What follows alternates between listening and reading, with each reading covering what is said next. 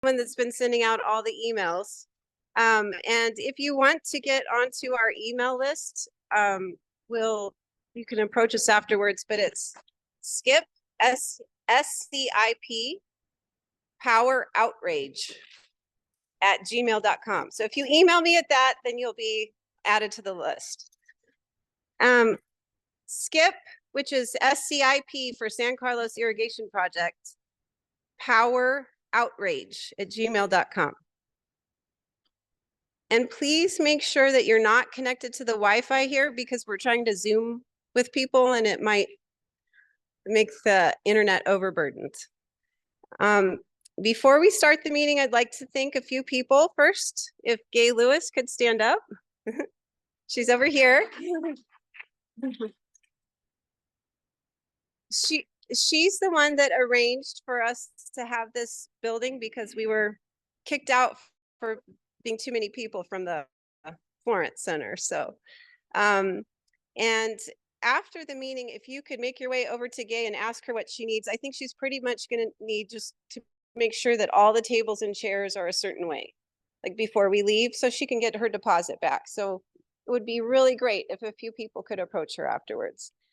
I would also like to thank Nick Canavati over here and Paul Heverin. They're our IT specialists, and they've been working hard to get this going. And I would like to thank our local attorney, Brad Miller, who was not able to be here tonight, but he did a lot of work, if you remember, at the meeting last time. And he's available for help if we need it, but he just had a prior commitment, so he couldn't make it. And if you recall how horrible our bills are, they're still not great, but it was because of you guys all coming together and voicing your concerns, coming to the meeting, and writing letters and making a fuss, that we did get a temporary, our bills went down temporarily. So it takes a village. It's not just one person. It shouldn't just be two people. It should be everybody committed, because you can't just expect somebody else to do it for you. And also, we want to make sure that we let our elected officials know that it's important to us. Because why should it be important to them if it's not important enough to us? And we're kind of not like a huge group, so we have to make a lot of fuss, and we have to continue. So first of all, Mark White, he's oh my gosh, he's a former building official for the town of Florence, and he's a fire plans examiner for the Salt River Pima Maricopa Indian community. And he has some more brains than I do. So we met with SCIP the other day, and I asked him to be present so that he could recount what SCIP had to say. So he's going to go first. I want to mention Father Cyril from St. Anthony's Monastery. He's here, and he's going to talk about some of the different kind of problem that some of you may not be aware of that can happen with our power service. I'm very pleased for all these speakers that showed up here. There's Councilwoman Ina Salter from the San Carlos Apache tribe. And Nick Myers from the Arizona Corporation Commission. Gaither Martin from Congressman Eli Crane's office. Supervisor Jeff McClure. And Teresa Martinez is on her way. She will be here soon. So with that, I'll let Mark go ahead and start. And then after Mark's done, you can just go in order.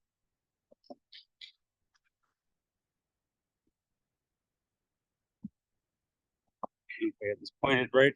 Tell me if you can hear me okay. Okay, let's bring this a little closer to me. Hey, how's that? Okay, I'm not used to speaking into these things, so this is new to me. Bear with me. We had a chance yesterday.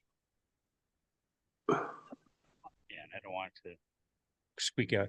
We had a chance yesterday to speak to a couple of representatives of San Carlos Irrigation Power, their attorney and one of their administrative staff.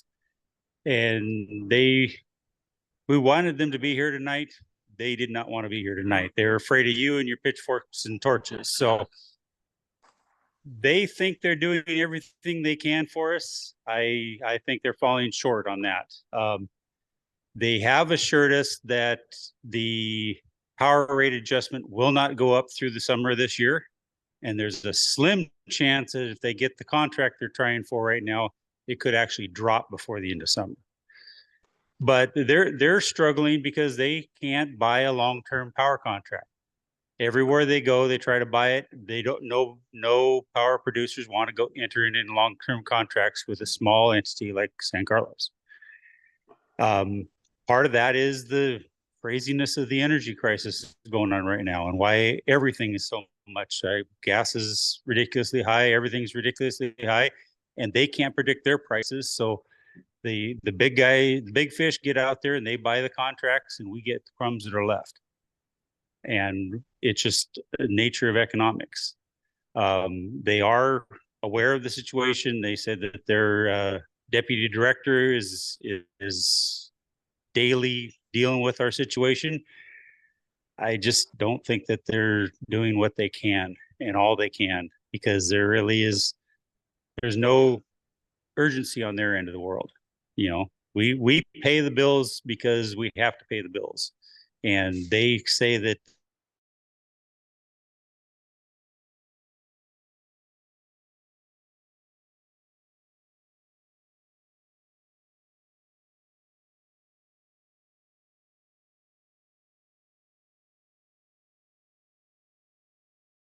power at whatever rate we can get it.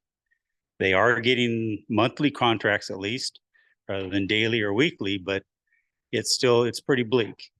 And until something changes overall in the energy crisis, I don't see it changing.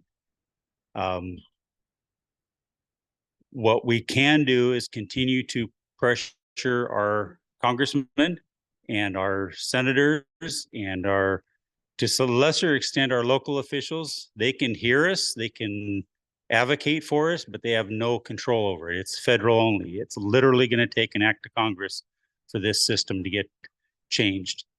And we have to stay the course and continue to be that squeaky wheel until we finally get some attention.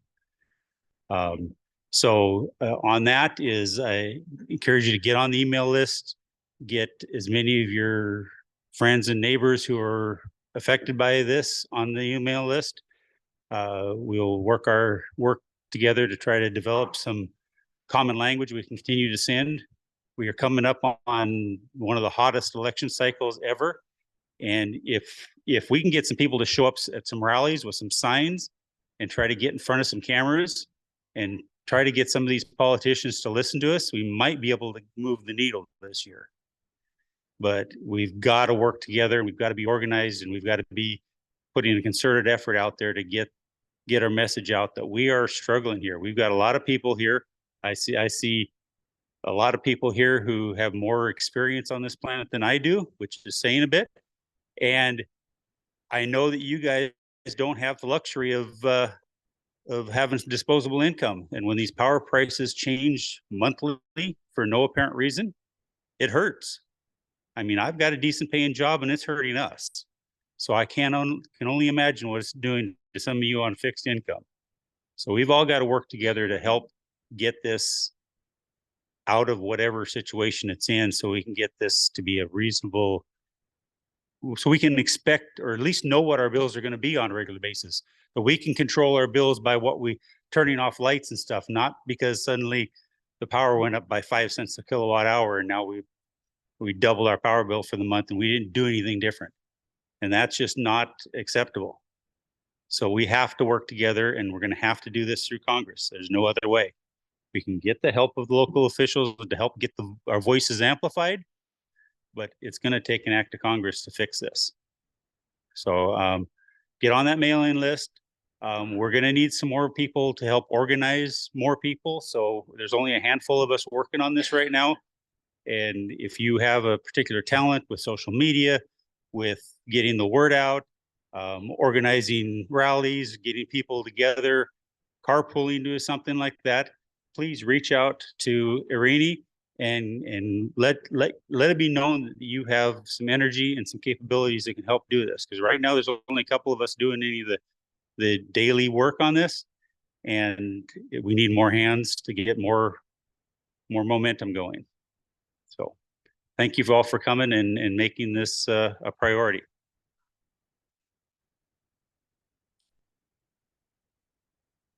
I forgot to mention that after everyone speaks, we will let people have a chance to ask questions. So, but we're going to save that to the end. And also I wanted to mention thank you to Sasha Hupka from the Arizona Republic, because she's been working really hard on this. And last time, I don't know if you guys saw the article she did, but she spent a lot of time researching, and it's really nice to have reporters that work hard like that. So thank you, Sasha, for giving.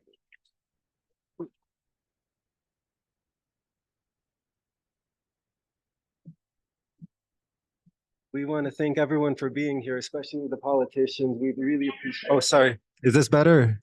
Thanks.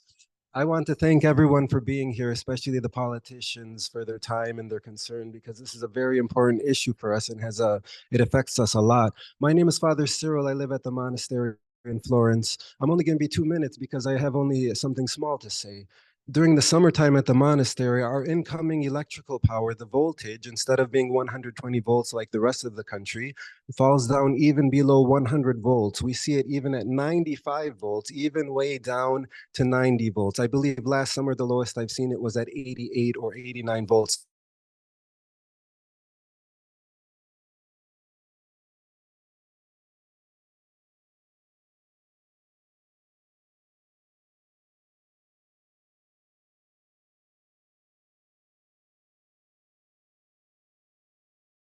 It's 90 volts instead of 120, then there's a reason why our things are burning out every summer. These ranges are outside of federal standards. It's not supposed to be like this. It's not like this anywhere else in the rest of the country.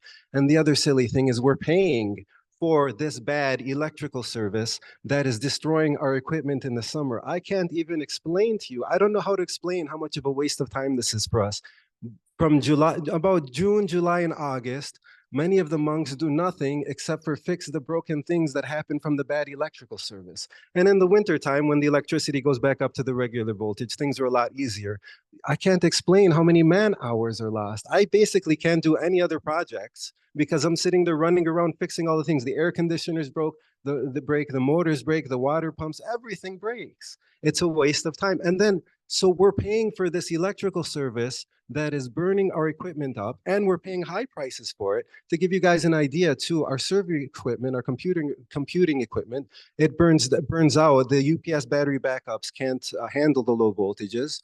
And so we have our computer systems down for many hours every day, sometimes even for multiple days in a row. This is not right. It's like we're living in a third world country where we can't have standard electrical service, and even though we're paying for it.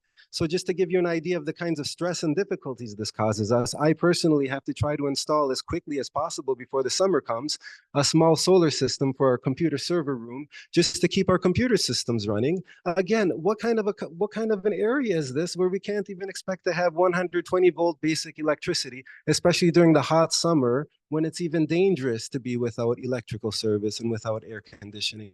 Thank you very much for listening.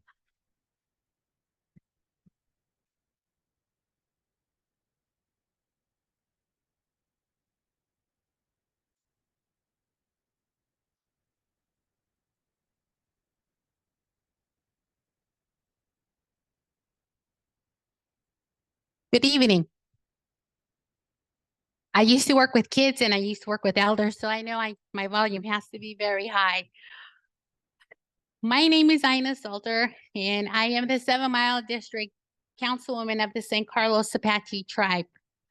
I represent 17,000 enrolled tribal members, 13 of which reside on the reservation. I would like to offer my thanks to Ms. Pajak for inviting me here to this meeting. This issue of SCIP rate increase needs to be addressed because it imposes a severe financial burden on our Apache people who are already living in survival mode. Before I move forward, let me briefly share the historic overview of the San Carlos Irrigation Project. SCIP was organized and operated, came into being with the construction of Coolidge Dam under what is known as the San Carlos Act passage with the act of legislation on June 7, 1924. Coolidge Dam is located east on the San Carlos Apache Reservation. Coolidge Dam was completed in 1928, was signed and dedicated in 1930 by President Calvin Coolidge. The construction was undertaken by the Bureau of Indian Affairs. Mind you, at that time, the construction received opposition from the Apache people because it violated treaty rights, and the dam was built on ancestral land. But that was compromised. As a result, Coolidge Dam was reconstructed to generate electricity from hydroelectric plant running at the same time with a diesel electric generated plant built near the town of Coolidge. Due to flooding in 1993, the power system was damaged. The hydroelectric system that generated power was no longer working. Since then, SCIP still is in operation. Since 1924, by the act and authorization of Congress, the San Carlos irrigation project still exists. Please note, and I must reiterate, don't let the name fool you. The name San Carlos in San Carlos irrigation has no affiliation with the tribe. We have no control. We do not receive funds, nor is it tribally owned.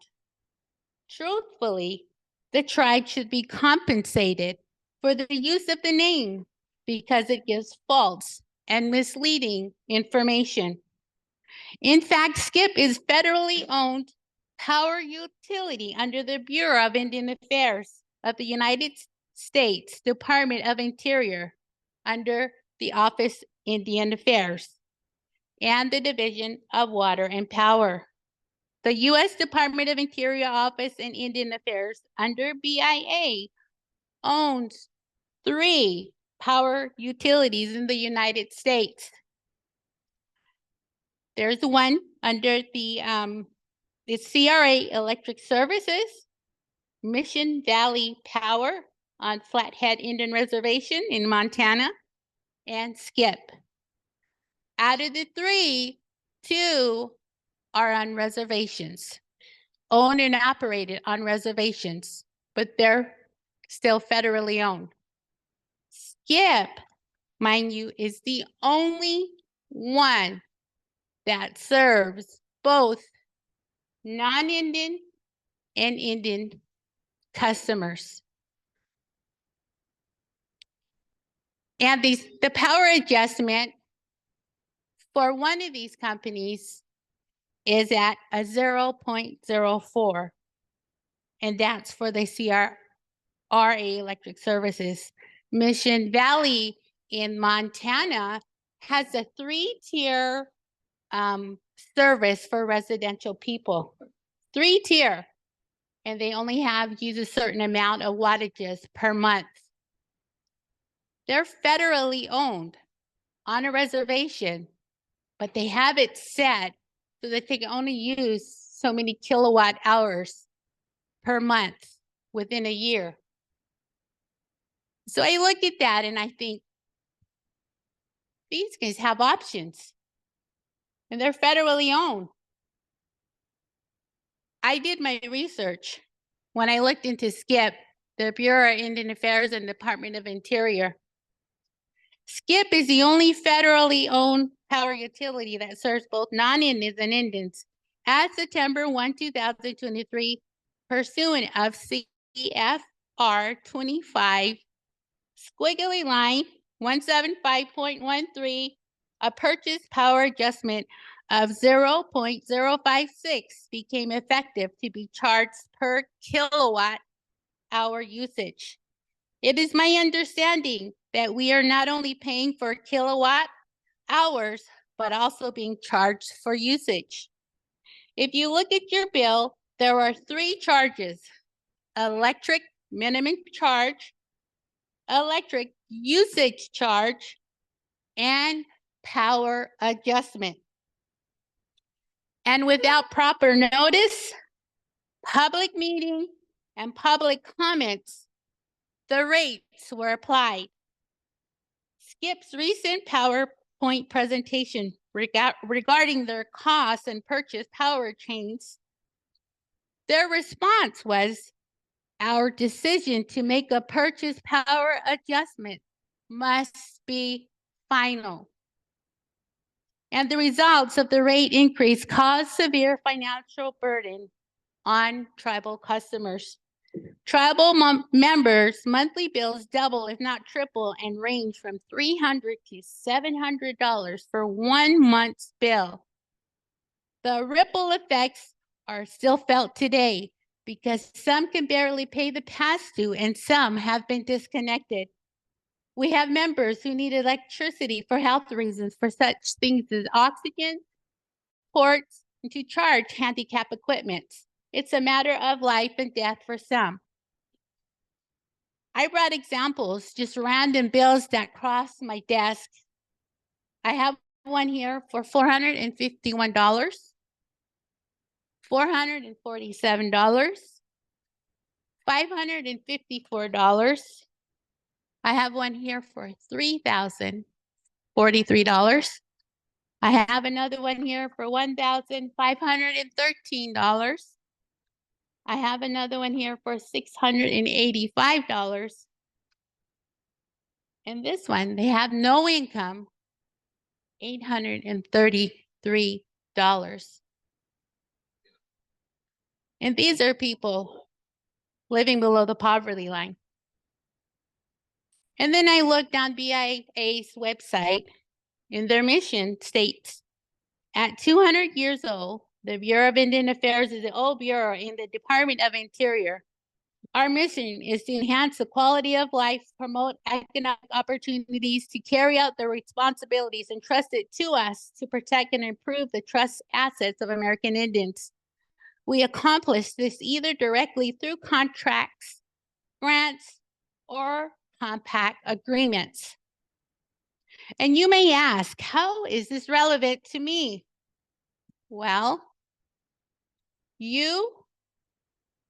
all of you are practically Indians customers when it comes to SCIP.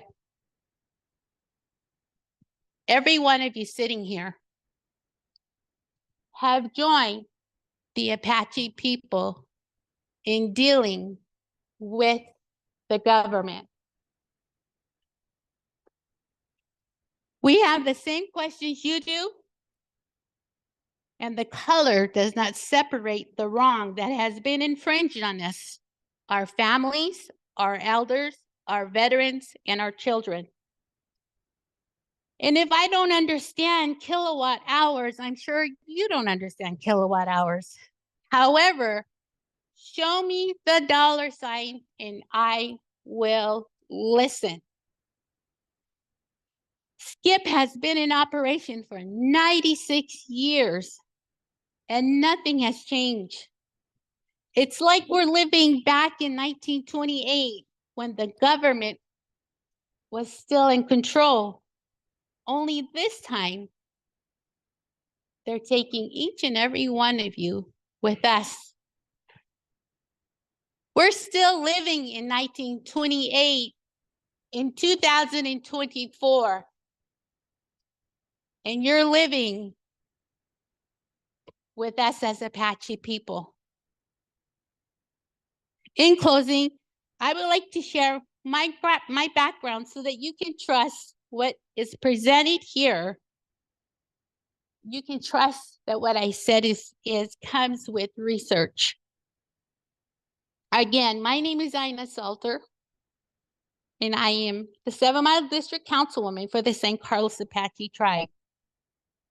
My biggest accomplishment is receiving my GED at the age of 30. And since then, I've earned my bachelor's in educational studies, a master's of art in communication with an emphasis in education. I'm currently pursuing my doctorates in organizational leadership. I've earned a certificate through Harvard University in Leader of Learning and a member of the Alpha Chi National College Honor Society.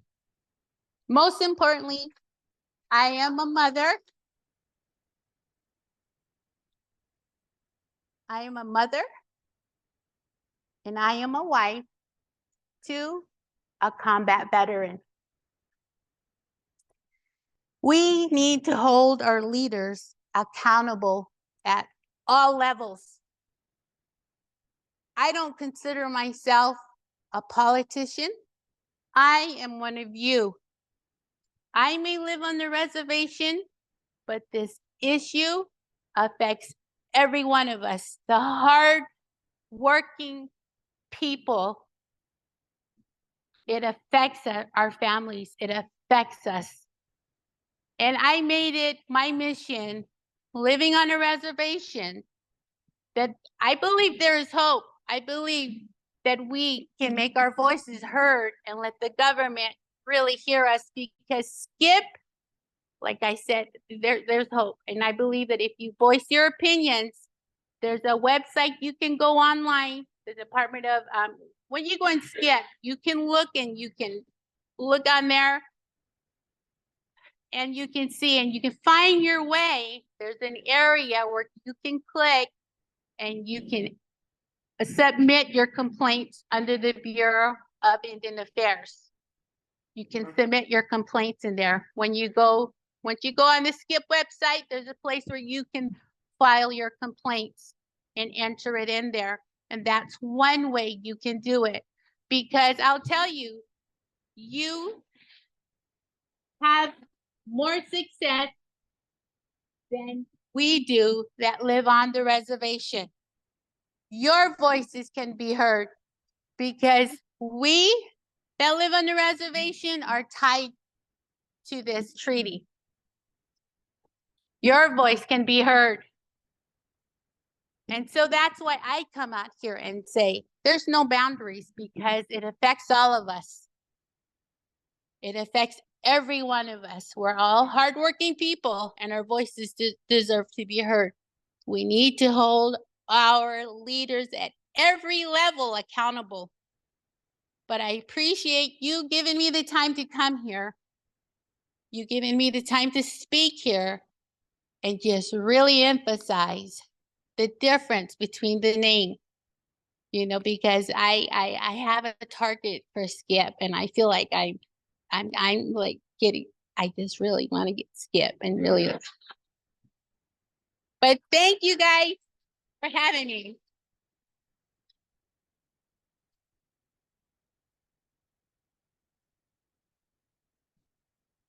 I just wanted to say that Teresa Martinez is here from the House of Representatives. She's not going to speak yet. I just wanted you to see that she's here. And I believe Mark Cowling is also here. I haven't met him yet, but he's somewhere here. He's from the Pinal Central, another reporter. And thank you for coming.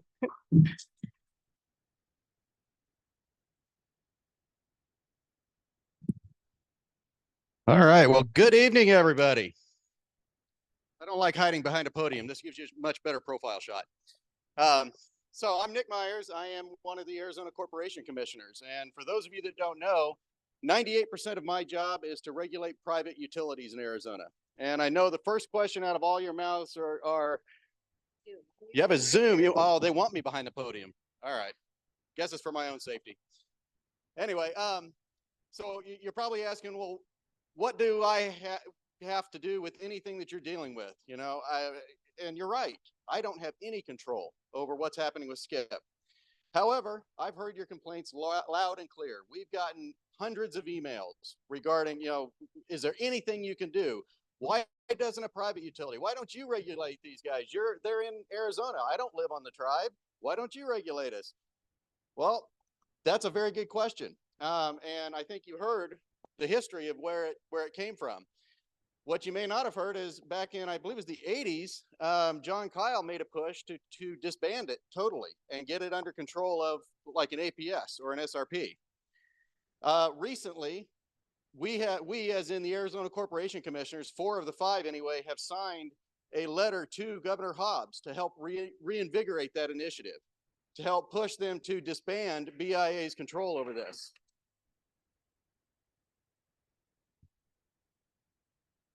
I wish I could say that it fell on, you know, some ears that would listen, but I don't think that it has at this point. So with that being said, I've had other legislators come to me and say, hey, is there anything we can do with the private utilities? And that was a big head scratcher because again, you've got your own set of poles. None of them are controlled by any utility that we are regulating. But we did come up with something that you guys might be able to do. Now, maybe I should take a step back and say, well, why would you want to do this? Well, if you go under the umbrella of a private utility, you have a local authority you can come to when things aren't going right. If the voltage is not what it should be, that implies your frequency is probably off as well. We don't know that, but maybe. Those types of things do end up hurting electronics. Where do you go? Because BIA isn't going to listen. You come to the Corporation Commission. We have dockets that are set up. If you have a complaint, let me take another sidetrack.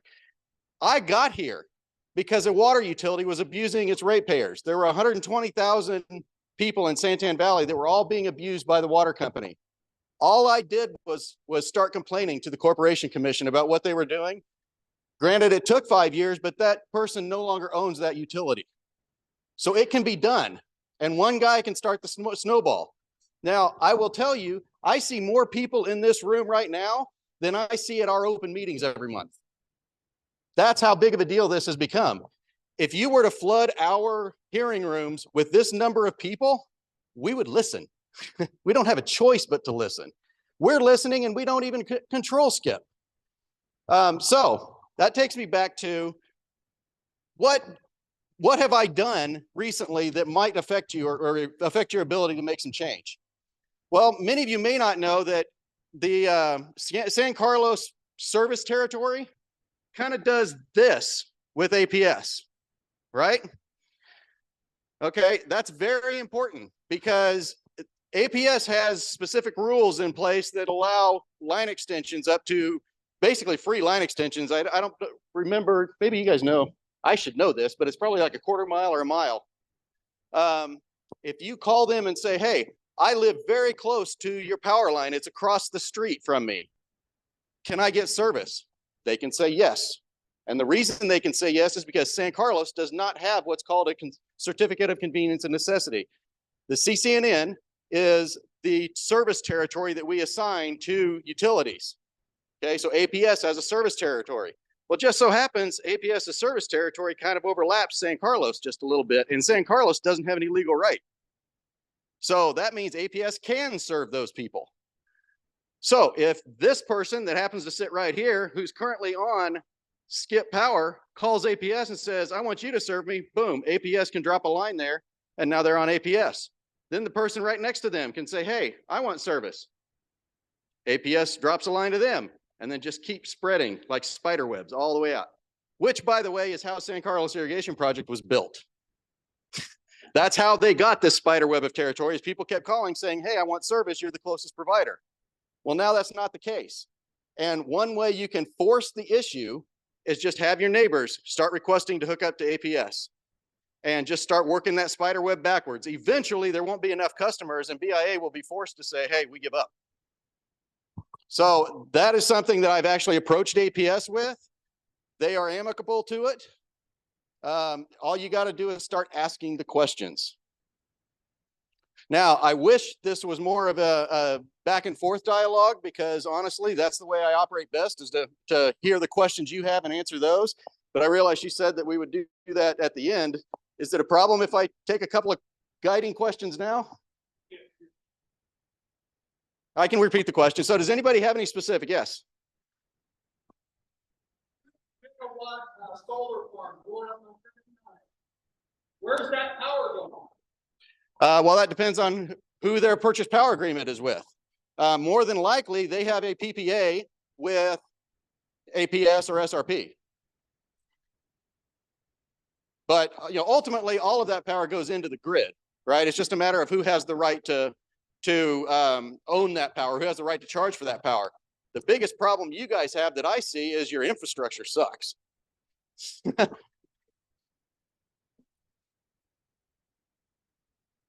mean, I've heard stories of somebody's house, having problems with their connection to the power grid, and the answer was basically to run an extension cord across the street, hang it above the street, and connect their house back up. Really? If we did that, if one of our utilities did that, they'd be in our office the next day explaining why and why we shouldn't issue what's called an order to show cause, which is basically saying we're going to take you to court. That kind of service is unacceptable. Having voltages that low is completely unacceptable. My number one job at the commission is to make sure the service is reliable and affordable. That's it. Everything else is secondary.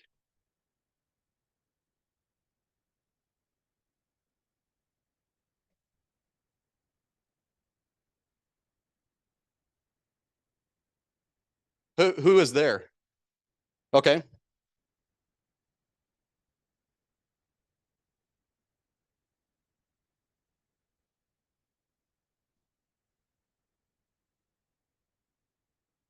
You're preaching to the choir.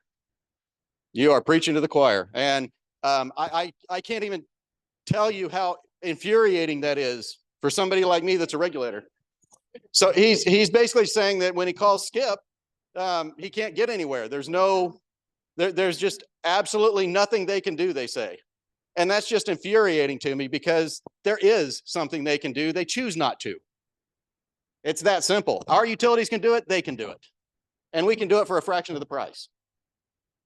Yes.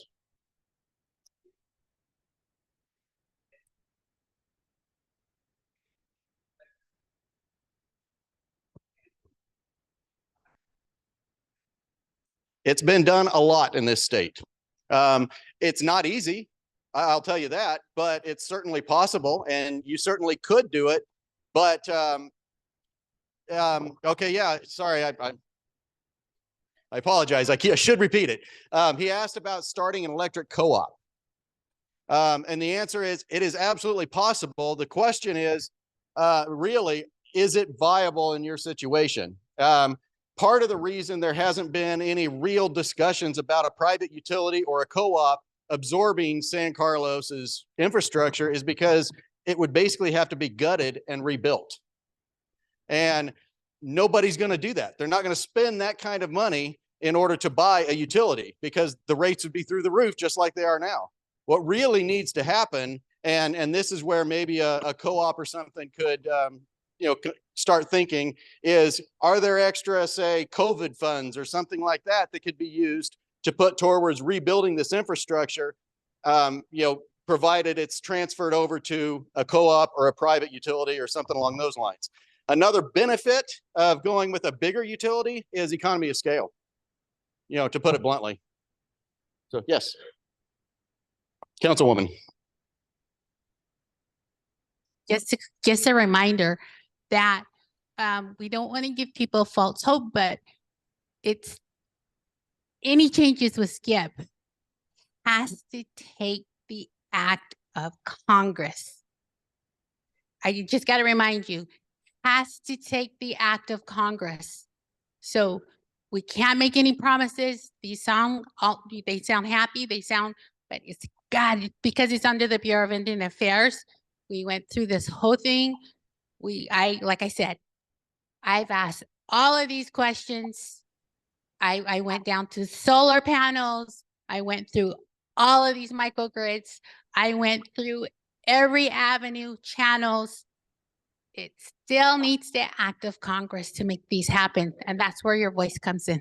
Thank you. Yeah.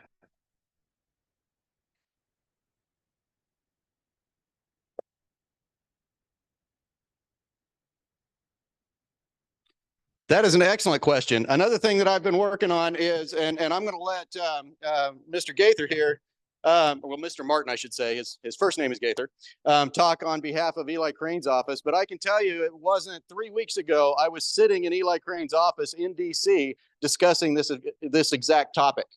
And he's one that's actively working to try to figure out how can we remove control from BIA and give it to a regulated utility here in Arizona.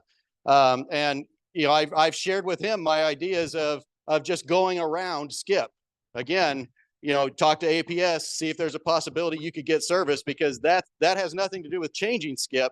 That is just going around them. And that's why that's so far the best idea I've seen. But again, it requires this person to do it, this person to do it, this person to do it, then you can do it, right? It's a chain. Oh boy, lots of questions.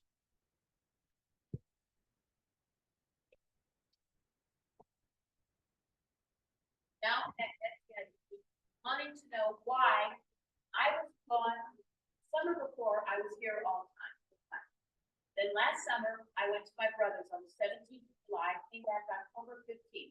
I unplugged everything in my house, every TV, every lamp, anything that could pull electricity, except for one refrigerator and one chest freezer. My bills came in and showed I used almost exactly the same kilowatt hours as the summer before when I was here, and the bills were exactly the same. I cannot get a response from anybody as to why I was being billed that when I was not even physically here. So that was less of a question, more of a statement, but basically she was saying she got billed the same, you know, a summer she wasn't here as the same time as the summer before when she was here. And my response to that would be, when has government ever run anything efficiently?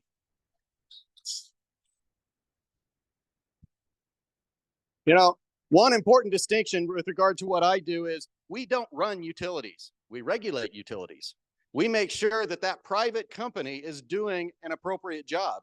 We actually will penalize utilities for not having appropriate customer service, right? That can come up in the rate case. You know, each rate case is a full-blown, you know, hearing process in front of a judge. Those types of issues come up all the time. If they don't appropriately fund a customer service department, they don't get returns. It's that simple. We have the ability to adjust how much money they make based on that. So that's how the utilities are doing, you know, how it's different than working directly with the government entity. All right, let's go to somebody else here. I'm sorry, just because some of our speakers are going to have to leave soon, so I'd rather leave the questions to the end because I want to make sure I'm not cutting you off if you have more to say, but I just want to make sure because I know Gaither Martin is going to have to leave soon, and so is Supervisor McClure. So sorry, but we will do questions. We will do questions at the end. Okay. What happened with this? I broke it.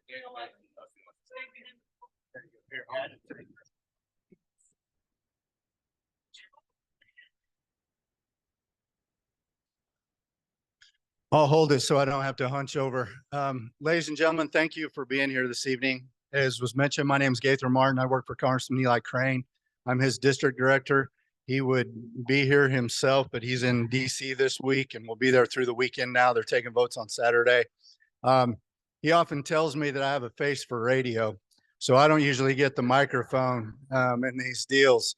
And as looking around as the seemingly only non-elected person up here, I'm going to talk about politicians for a minute and join the fray. But in all reality, I want you to know that Congressman does take this seriously, and we've been working on this since we knew it was an issue.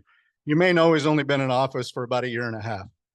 So when we went into last year, everything was new, to be frank. And it was new to us, and trying to work on it, get to the bottom of it, see what the issues were. At the end of the summer, as we heard from you guys about what was going with the power issues, we jumped in not only here locally, which was my job to meet with the mayors and supervisors and everybody I could to find out what was going on the ground, but in DC as well. And we engaged the BIA in DC almost immediately, sent a letter asking questions to them about what was going on. Why weren't things notified? What had happened? Why did this all of a sudden seemingly just everybody's bills jumped up? What was the deal? And trying to get to the bottom of it. We got a lot of the same response as you can imagine that you guys do. And appropriately, we ought to take our shots at the Congress, and I'm not gonna deflect you from that. However, understand just a couple things. Congress being legislative and BIA being under the executive, we're two different branches of government, and the BIA, and if there's anybody from the BIA here who wants to challenge or defend themselves or anything I might say, they're welcome to. But BIA has not been overly responsive. They've been good for us in trying to answer questions, but it wasn't as though we immediately had the responses that you guys needed. But we've worked on it, and we've worked on it the last few months, and we've worked on trying to understand this, trying to understand what it is and what it isn't. So I'm just going to take a couple minutes and give you a perspective from the federal point of view, from the congressman's seat as related to the federal issue. And I'm going to break things out short, medium, and long term as related, and even some of the solutions that have been brought up, because I think it's important.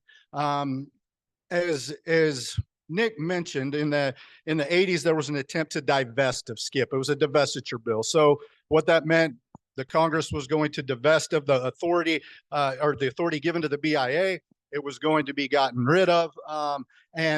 But in order to do that, all of the parties had to sign off on it, reservation and non-reservation communities and entities.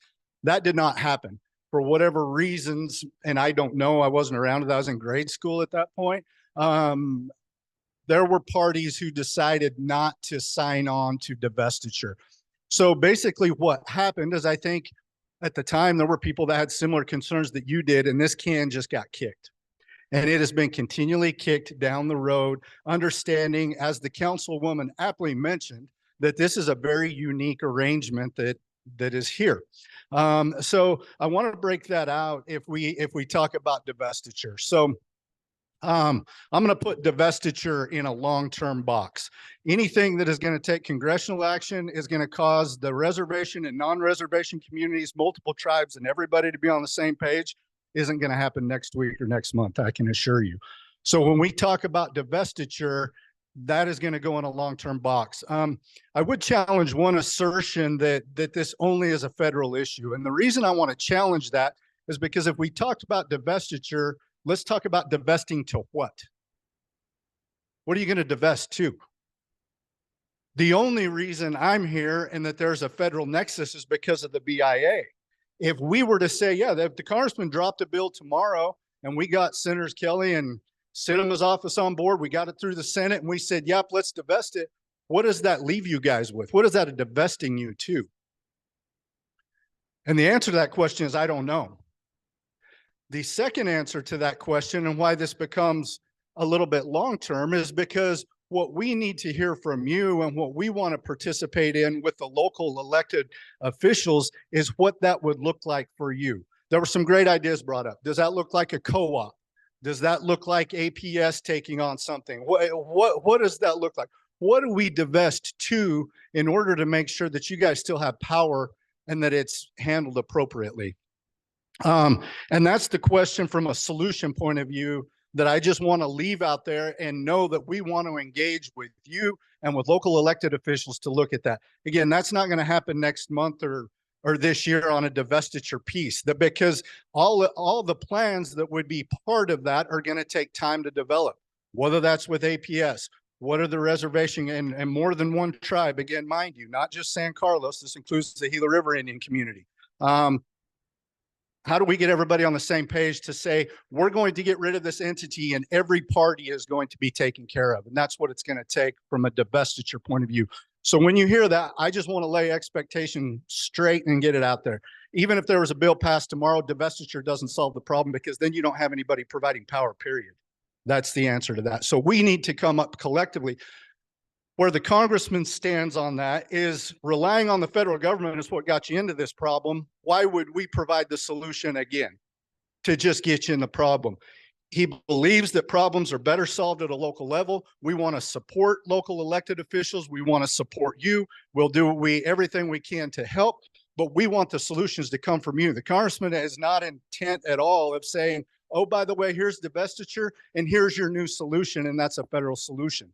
And we want to work with you, and we will work with you. And as we work with the elected officials on all of these issues. So long-term box, that's kind of the long-term piece of it. And where I just want to kind of lay out, we have some of the same issues that you do with the BIA. Now, I did receive an email today from the BIA that the rate as of May 1st was going to be 0.0025 cents a kilowatt hour. that is, and I know Jeff's going to talk about that. I don't want to rain on his parade, but I got the mic first. From the point, and our understanding of what we have been committed to is that that would be through the end of the year. Now, what the Congressman has done, I mentioned to you, we've been engaging, trying to get to the bottom of this and getting information. So, because we understand how hard it's been for you guys to get information.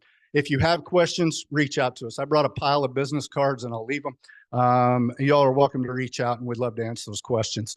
So the second thing we did is made sure in the bills and the appropriation process, one of the things we heard was that there were some, I wasn't at the meetings, but individuals or entities claiming that SCIP couldn't buy multi-year power.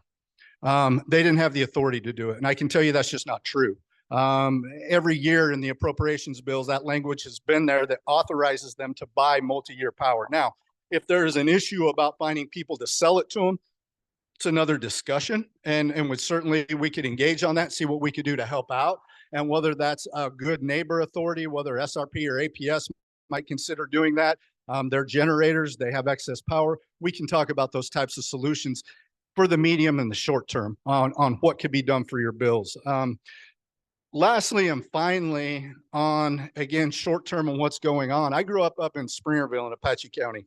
Some of you may know we've got the coal-fired plants up there. The administration and this administration is hell-bent on wrecking the energy grid as we see it today. And I don't know how to say it any better than that. And the math, folks, the math is this. You cannot continue to pull megawatt hours off the grid and not add them back and expect there to not be crisis.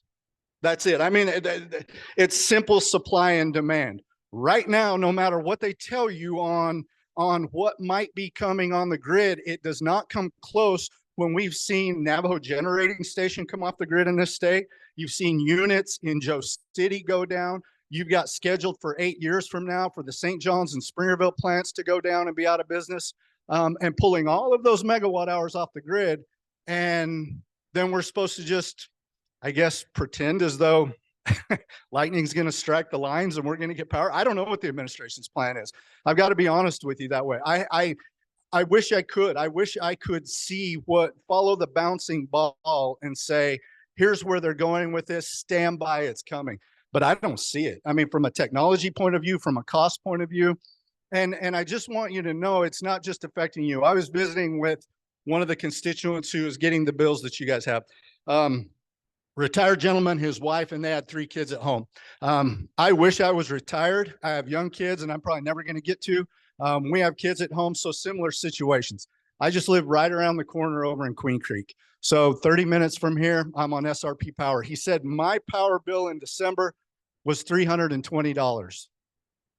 I said my power bill in December was $375. He said my power bill in August was $600. I said my power bill in August was $700. And me and my wife live in a 3-bedroom home. It is not a big residence. It's in fact, it's an Adobe home that's supposed to be more cost effective. And we're not seeing it. And the reason I share that with you is not to take away from the pain that you're feeling, but I want you to know that in rural communities, and I grew up in one, and I can't call Queen Creek rural anymore. There's too many people living there. But growing up in Springerville, what I know is we're always the tip of the iceberg. We're the bellwether. If the economy starts going well, we're the last ones to pick up. When things go south, we're the first ones to feel it. That's what happens in our rural communities. And what I'm telling you is I think what you are feeling in this room today is coming for everybody. And again, I don't mean to say that to lessen your pain, but this is a larger systemic problem with the approach that the administration has taken out of the executive branch on levying war on energy sources. I mean, that's it. So my commitment to you and the Congressman's commitment is that we're going to continue to stay on this. We've been on it, folks. We've been trying to do everything we can. We will continue to look for resources. I meet or speak regularly. Nick mentioned being in the Congressman's office. I meet with Arizona Power Authority. I meet with SRP, APS. We meet with these guys all the time, and always on the agenda is SCIP. What can we do? What can we do? Because as has been mentioned as well, though it's easy to say it takes congressional authority, and for divestiture it does. We don't have authority over BIA as an executive branch entity and their regulations. And we've been trying to even figure out how they're regulating things. We've had very simple questions like when we heard about they can't buy multi-year power. Well, where is that written? That took a week of research for us to find out that it was actually back in an appropriations bill. It's not an internal bill. So know that we're on your team. We're on your side. We're going to continue to advocate to make sure this problem gets fixed. We need your help, though, and I can't stress this enough. We need your help on what's next. As Nick mentioned, there in some ways, some cases, and there's nothing in the way of the communities rallying around and saying, hey, we're done with SCIP. We're going to go in this direction. Again, it takes legislative authority to do something to SCIP, but you don't have to buy your power from SCIP. And so those are other options that we can look at. And we want to help and want to be a part of that process. I just wanted to lay out kind of the 30,000 foot and from Washington and what we've been doing and what's happening back there. And then where we are long, medium, and short term. I think short term right now, the ability, and I don't know where SCIP got the power from, but the ability and the fact that they were able to contract and buy power through the end of the year at a seemingly wholesale rate to keep your guys' bills at a decent level. I think that's a win for now. And we've just got to keep building on those wins and keep fighting to make sure that we don't end up back in the same spot. And that's that's our commitment to you. I will stay as long as I can and answer questions. I'll push off another commitment. I'll stay here and do what I can to help. But thank you for being here. Thanks for making your voices heard.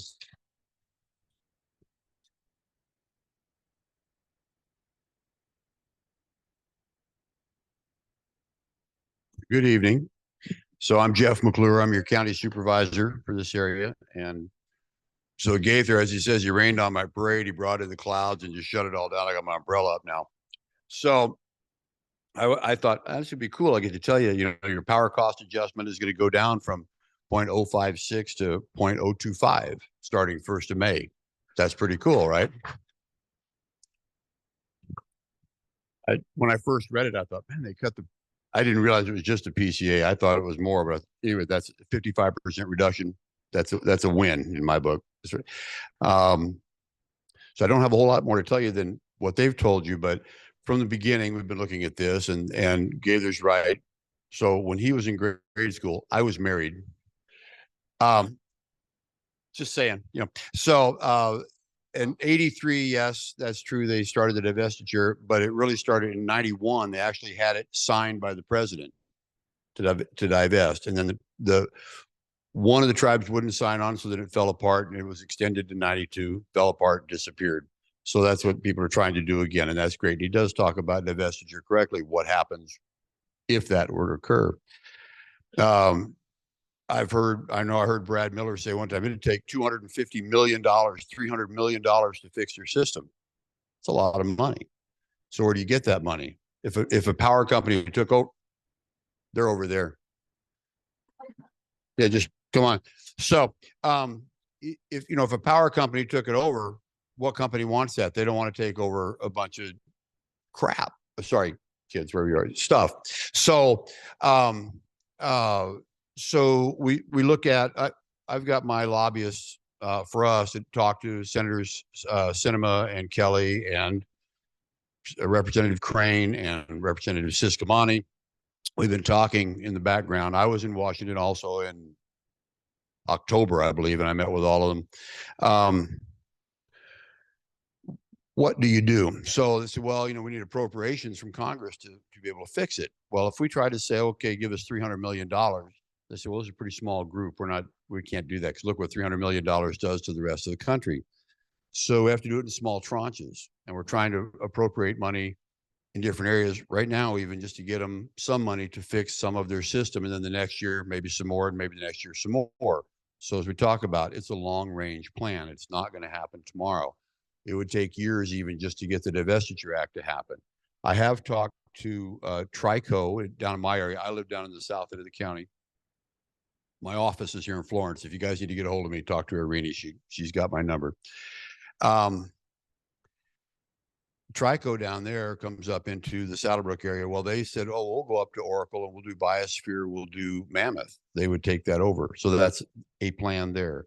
I've talked with APS. They're not interested in doing some areas, but other companies are interested in doing it. It's just trying to sell them the idea. And that's a problem. But they don't want to take it over if they're getting bad equipment. So how do we do that? It takes years to get that equipment replaced and years of appropriations through Congress. And hopefully the economy stays good enough that we can do that. You don't know. And hopefully we get a better president that does other things, but that's a whole other thing.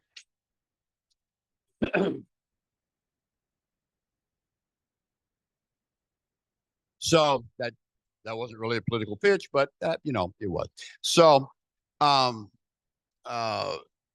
that's what we're doing in the background, and I don't have lots of information better to tell you. I'm sorry I have to leave. I'm supposed to be someplace 10 minutes ago. But I just want to say that we are working on it. We're very aware of it. And even though we don't have any control over it, we're pushing as hard as we can at the county level to help you out. So thank you very much.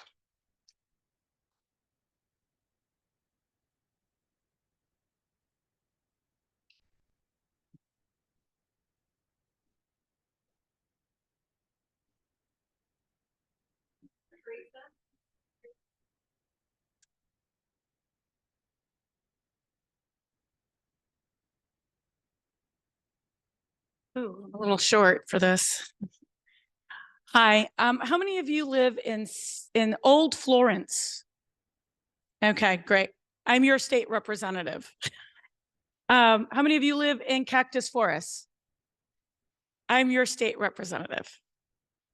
How many of you live in this part of Florence? Okay.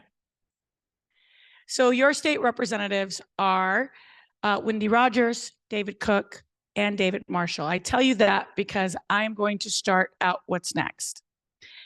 A little bit about me. I'm State Representative Teresa Martinez. I live in Casa Grande. I almost feel like this is kind of a share and tell. I asked my brother, we live in Casa Grande and Village.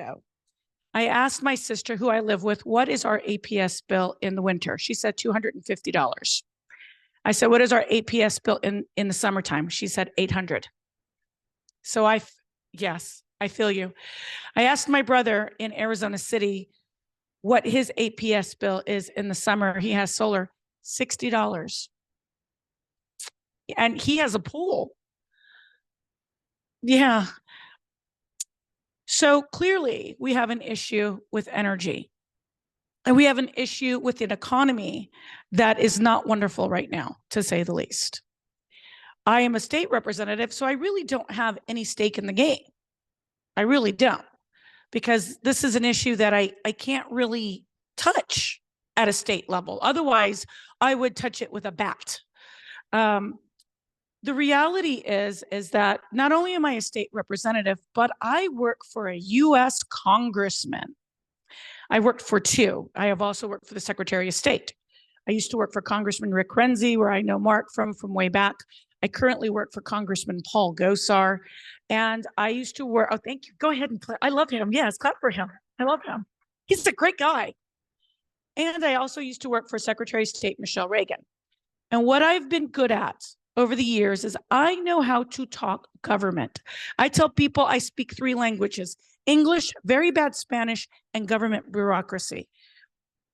And oh, yes. And there is a way you need to talk to people. So currently at the state of Arizona, I am the majority whip, but I also sit on a committee called Natural Resources, Water, Energy and Water. And so I have been texting with APS back and forth and solar and the co-ops about what we can do. We need to have a stakeholders meeting. We need to be able to have a meeting with Jeff from the county, Gaither from Congressman Eli Crane's office, maybe a couple of local residents, SCIP, somebody from BI, Bureau of Indian Affairs. And then we probably need to, oh, it's my nephew, I apologize. Hold on, I'm sorry. Buddy, I'm speaking to like 150 people. Are you okay? Okay, thank you. I love you. All right. I'm so sorry. We always take the children's calls because you never know. So one of the things that I can do is I can speak government. And what that means is the stimulus checks, do you all remember the COVID checks?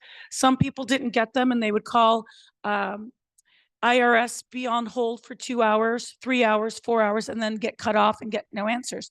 One of the things that I do for Congressman Gosar is I fight with agencies. It's actually my joy in life. And so this is how this conversation goes with a federal agency. And Gaither knows what I'm talking about because he had to do this with BIA. I need to know where this person's check is. Okay, you sent it. Great. What was the address? Great. They didn't get it. Okay, now what do they do? Okay, great. They'll collect it on their taxes. And then we go and we communicate with these agencies. What we need to do is we need to have a come to Jesus meeting where we really sit and talk about what the future is for this community. From what I understand from APS, the infrastructure is horrible. And so APS is going to take, or SRP is going to take a really big hit to take it over and then revitalize it and bring it up to where it needs to go. And yes, it does take an act of Congress because the BIA is a federal agency that is under the executive. Okay, so now what? What could I possibly bring to the table? A couple of things. Number one is I speak government agency and I can sit down with folks and say, okay, what say you? What say you? Now, how do we get to the middle? How do we get to? And I'm a little bit of a bulldog or a pit bull. They said something like that because I'm very aggressive, very, very, very aggressive. Hi, Mark. But what I also can do is I am here as your representative for one reason, and that is to serve the people. To serve the people and get water, to serve the people and widen the I-10, and it's happening, to serve the people with State Route 88, to serve the people with roads and with infrastructure and workforce development. And on occasion, I have been able to call a state agency and say, why is their unemployment stopped? Why are they having problems, with the food stamps? Why are they having problems in this area? Where can they go? So in a minute, I'm going to give you a phone number and an email address, and I all want you guys to get your pens ready, okay? So get your pens ready. What I think we need to do is we need to have a couple of issues. We need to have a long-range plan, like Gaither Martin was saying on behalf of Eli Crane, and we can't do this without Eli. We can't. The fact that his representative is here is a wonderful, wonderful step. And the fact that he's already been fighting for you on this issue is really amazing. But it's a slow process. So what we need to do is we need to continue this process and make sure that we reach out to the congressman. We also need to make sure that there is a stakeholder meeting, and maybe Jeff McClure in the county can maybe put together a commission, a committee or commission where we can have stakeholders to monitor the agency, to monitor the progress. Because if you do not give a federal agent, any agency, a deadline, they won't do it. I give immigration, because that's what I do for Congressman Gosar, immigration, passports, those kinds of things, IRS issues. I give the agency 30 days to respond, 45 days max, and then I'm on them again. And if I don't hear back from them in 45 days, then guess what? Then I go up. And I go up in both my chain and their chain. So I go to my district director, which is Penny Pugh, which is Gaither's level. And then I go to the agency head so that they understand that I'm not playing. So we need to do that. I also understand that right now, a lot of us are in hard times, or our dollar nowhere reaches what it should be reaching. So the number I want to give you is to my office, okay? It is 602-926-3158. I'm going to repeat that. This is to my office. 602-926-3158. Teresa Martinez, I am the state representative for Old Florence and Cactus Forest, Casa Grande, Coolidge area. My email is T as in Teresa, Martinez, MARTINEZ at azleg.gov,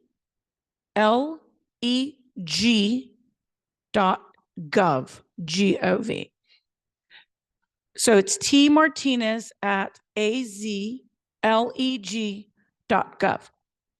Because if you have a problem with trying to make ends meet, if you have a problem with housing, if you have a problem with your, with you know, unemployment, or you're struggling and need to know where to direct you, I want you to reach out to me. If it's a county level, I will call one of my county supervisor friends and say, hey, we have an issue. If it's a city level, I'll contact one of the city mayors for you. If it is a state agency, then I can actually do really good, because that's where I have most of my influence, and I'll be able to contact the agency on your behalf. I'm also here to tell you that I'm happy to get to be part of this group of a stakeholder meeting, just to keep people on track. I am a woman and know how to nag until the job is done. So there's that. Well, if you want something done right, we ask a woman, right? And number two is I'm Latina, so I have a lot of passion, and these guys who work with me know me, and they know that that is true. And number three, I sincerely want to help. And so even though, because here's the issue, folks, we cannot solve this tomorrow. We can't solve it by the time summer comes. We're going to have an ugly summer. So what can we do to prepare? I don't know, but I know people who do. And we can get some answers. And if you are struggling, then I want you to reach out to me in my office so that we know how to do this. So I can at least get you some help. If you're a veteran, I think there's programs for veterans. If you're a senior, I think there's programs for seniors. And we can go and look that. And I at least want to be able to help you in the interim, find something to get you out of a hard spot. And then that's on one road. And on the other road, I just want to be here to help the government agencies, you know, prosper. I live in Casa Grande. You're going to find me. My sister works at the county recorder's office in Florence, looks just like me. I am here in this area, and I want you guys to be able to find me. Now, if you can't find me, I'm going to give you my cell phone. It's 520-709-2311. Why am I giving you my cell phone? You're a whole bunch of strangers. Number one, I'm single, so there's that. Number two is I want you to be able to reach me. I want you to be able to get a hold of your representative. I work for you. I work for you. And you can't get a hold of me? That's not right. That's not why I'm doing this job. So my cell is 520-709-2311. There's a couple of rules, though, to having my cell phone number. Number one, text is better, because we have the whole abortion thing that we're doing at the Capitol. So a little busy. So text me and just say, hi, this is Mark calling from Florence, although he already has my number and I have his. From Florence Reminder at the paper. Or this is, you know, Tom Jones or Ethan Smith at Florence Gardens. I was at the SCIP and I want to be part of the stakeholders meeting. Or can you keep me involved? Because I'm not a mind reader. And if you need help, I want to be able to say, I gave them my office number. I gave them my cell number. I gave them my email. You need to contact me. You need to do your part. And I just want to be as accessible as I can. I'm happy to stay and answer questions, since, you know, they were just looking for the leash. So with that, thank you so very much for having me. I greatly appreciate your time.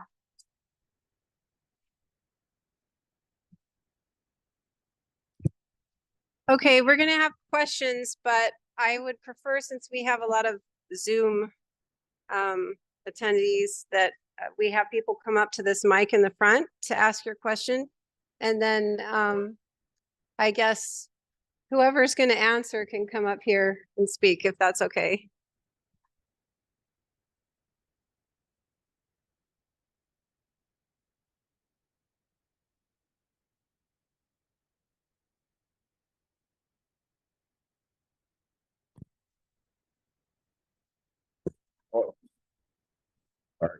My name is Robert. This is James. I've been part of 2 or 3 of his phone town halls. Most of them are in Prescott Valley. Is he ever going to bring some down this way? I would like for him to, because I think that if he did, you're going to have a lot of people. So his question was around town halls with the congressman. So you're talking about the teletown halls? Yes, So he actually does those from his desk in DC. that's fine. But And why can't we get one here? okay, we'd love to, so there's, yeah, 2 different things. I would love to, just so you know, there's ethics on the political side and the official side. So we've done a lot and do a lot of political events. And so I'll just make sure if you want to give me your information that you're involved in all of our communications and all. So we do. And we'd love to, and we appreciate it. And Congressman appreciates that you want to see him. So we will. Yes, I can help with that. Sorry. There. Hi there. Hi. I'd like to ask you a question. Sure. Why can't Scripps get a solar system down there on the reservation? And it's only about 4 miles away on Highway 87. And if they build that solar, they can do that till they do whatever they have to do to get a new update in their stuff. Yeah. Anyway, then the second thing is, if they build a solar field down there, and they could, if they produce more energy than they needed, they could sell it back to APS and DPS. Also, if they put it on the reservation down there, the Indians would have a chance to do some work in that area by maintaining the solar system. Okay.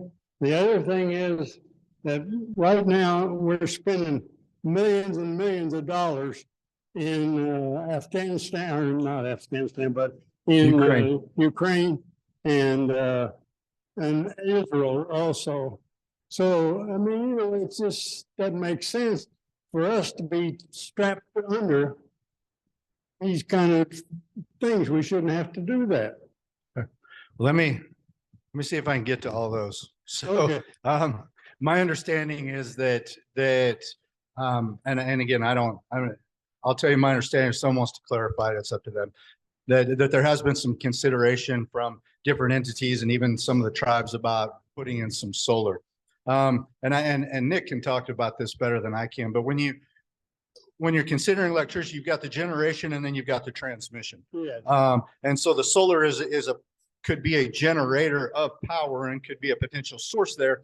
But part of what Nick was referring to, and Teresa and others, and part of the problem is the dilapidation in the infrastructure for the transmission of the power, and where there is some concern and would need to be some investment. And so that it's all part of the same concern. So we would support that if the tribes, if that's what they wanted to do and pursue. To be frank and fair, I'm not an expert to know how much that would take, what size field, what the numbers would be. I do think it's a potential source, but those are the things that we need to talk about in a long-term plan for what does this look like. And then at that point, does the tribe have consideration to want to continue to provide power for non-reservation communities? And do non-reservation communities want to continue to do business with the BIA? Those are all part and parcel of the questions that need to be asked. As far as the funding on Ukraine and other places, if you don't follow the congressman, crane.house.gov, he does a newsletter that comes out. I think he's been pretty clear and consistent across the board about taking care of our needs here at home right now and currently. And so, again, I would just invite you, if you don't get that, to jump on the website that we have and get his newsletter. And if you're getting it, you know how he feels about that. The same way you do. We ought to be taking care of business here. Okay. Thank you. Crane.house.gov. And there will be a pop-up box that is the very first thing that says, would you like to sign up for the newsletter? Make sure I can be heard here. So the solar came up a few times. I just want to make sure everybody is very aware. Get batteries if you're doing solar. I've sent 4,215 kilowatts to the grid since I started my solar. And I've used 4,997 kilowatts back and been charged all 4,997 kilowatts. So I'm paying my solar now with no batteries that I was stocked out of from the solar company and full electric of everything I pull back. So be cautious if you're getting solar.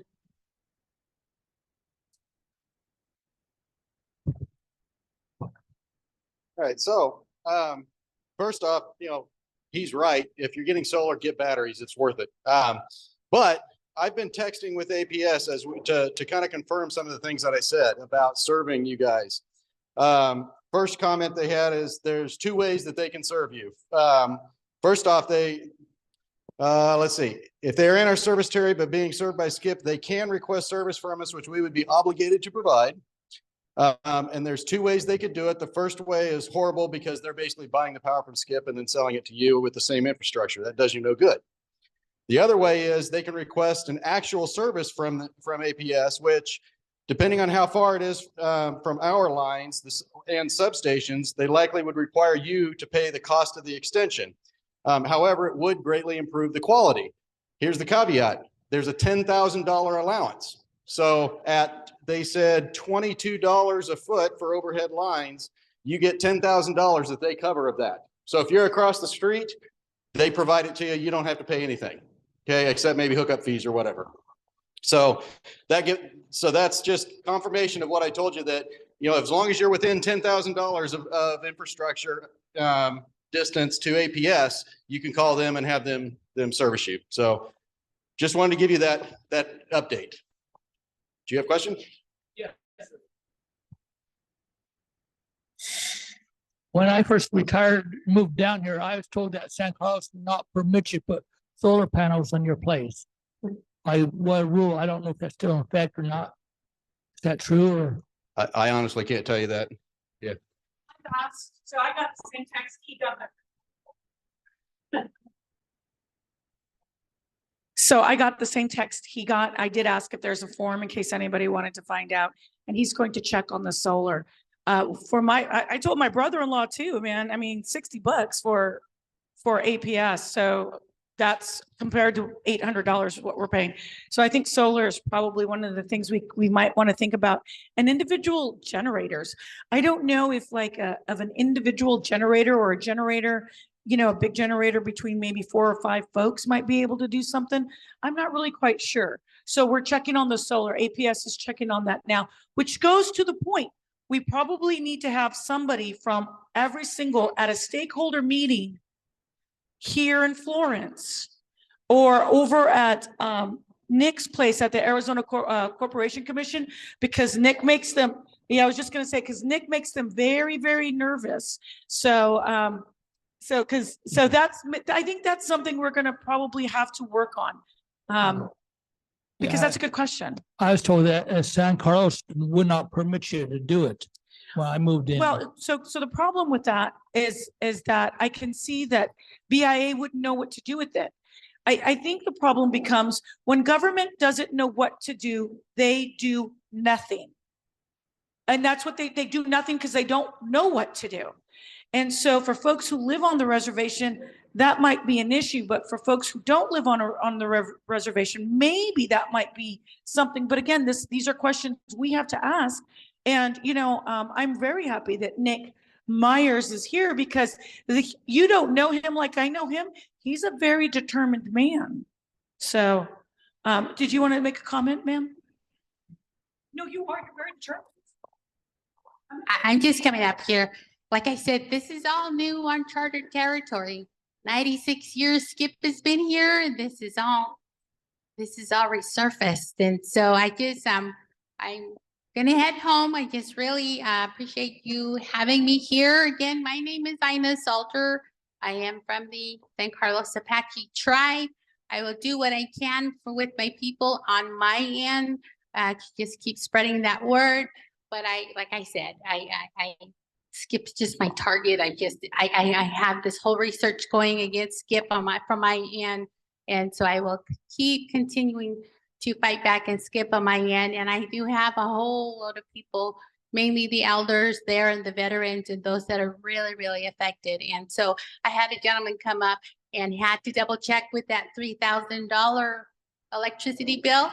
And, you know, he looked at it, and this is a 3-bedroom home for a single family. And this person has, I believe, 6 children, and they were recently laid off, but their electricity was disconnected. So those are just one of the people that is affected by SCIP and their rate increase. And, you know, and so these are just, it impacted a whole lot of people when that rate increase came in back in September. And so, you know, we're in this together, you know, even though you guys live off the reservation, we live on the reservation. Again, we're in this together. And it, you know, I'm a little embarrassed. I'm like ready to charge Nick for saying San Carlos every time. I would appreciate if it's SCIP. I'm like charging cha-ching, cha-ching every time he says San Carlos, but it's SCIP. So just want to really emphasize that it is SCIP. And I really think that if SCIP's going to go that route, I think they should pay San Carlos for every time they use the word San Carlos. So because, you know, I think it's unfair that they use the San Carlos, but it goes back to that time when that dam was built. So, but thank you for having me. When you guys have your next meeting, I will come back and, you know, update you on our end. So thank you guys for having me.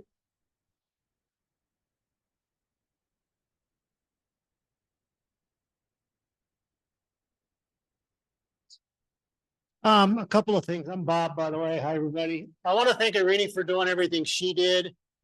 I know a lot of social media stuff, getting together and talking with people. You know, she's kind of our leader. The fact that SCIP isn't here, you guys should all be proud of that because they're scared to death of us. And I think that's cool. You guys have been great, very informative. The long-term contract stuff did come up at the last meeting, and that's what we were told. So that, for me, that was new information. So that's good information. And the fact that it did get lowered, I think is definitely a win. So just thank you very much.